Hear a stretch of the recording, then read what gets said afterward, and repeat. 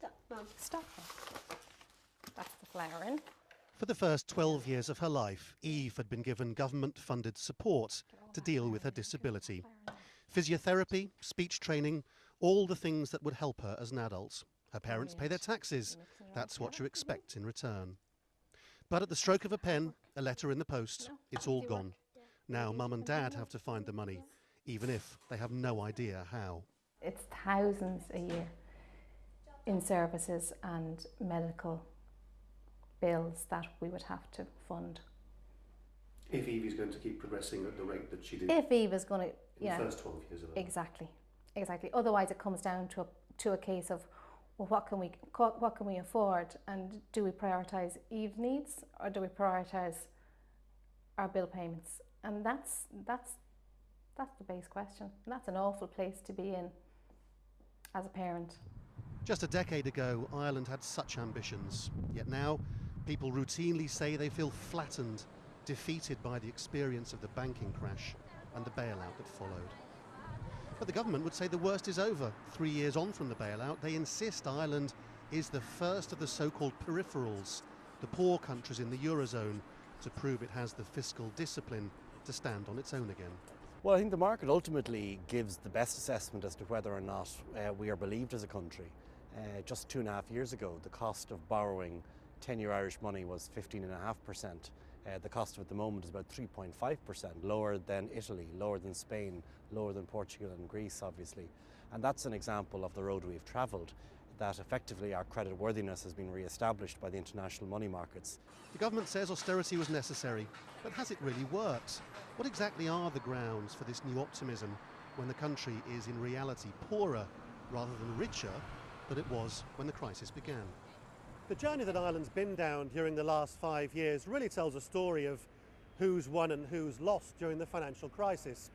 In 2008, when the American bank started to collapse, Ireland was running debts of around $67 billion. And yet during the course of the next 5 years, when the Irish bank started to collapse and had to be bailed out, that debt quadrupled and now stands at around $270 billion, or a full 123% of all the money that Ireland makes every year. And of course, all the austerity that was brought in still carries on. But because the Irish banks have been recapitalised, the government here says it's now prepared to loosen itself from the European Union and International Monetary Fund support and go it alone again.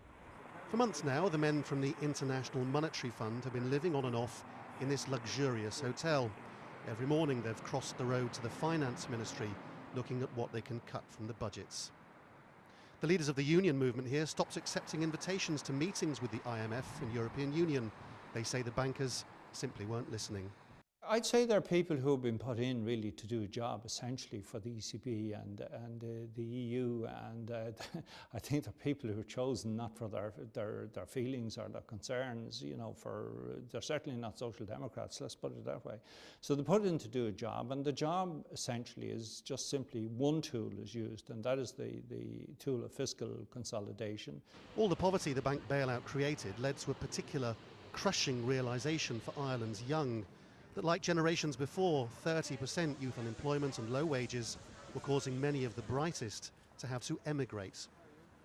People like Dan with a master's degree in public affairs whose job in an NGO is at risk, or Owen, an English graduate now on a 0 hours contract in a superstore, or Moira with a degree in fine art and who's a graphic designer. She's unemployed. And in Ireland in 2013, you shouldn't be sick, you shouldn't be old, you shouldn't be poor, or you shouldn't be young. People of this country have just taken so much austerity now that we're tired and hopeless. Everyone that goes will not come back. You know, it's not, what's there to come back for people anymore? You know, what's to encourage them to come back to a country who it's quite obvious that you're not really wanted around the place. Absolutely, the government is seeing young people as a safety valve.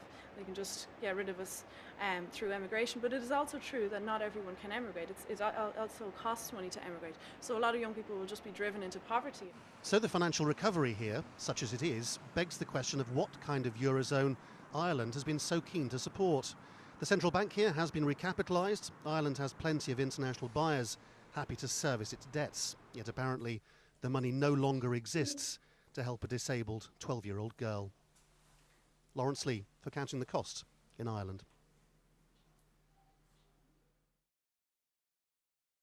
The journey that Ireland's been down during the last 5 years really tells a story of who's won and who's lost during the financial crisis. In 2008, when the American bank started to collapse, Ireland was running debts of around $67 billion.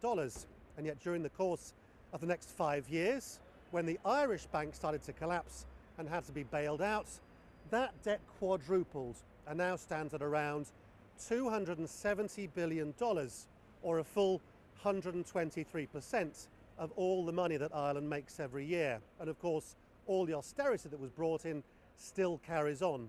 But because the Irish banks have been recapitalised, the government here says it's now prepared to loosen itself from the European Union and International Monetary Fund support and go it alone again.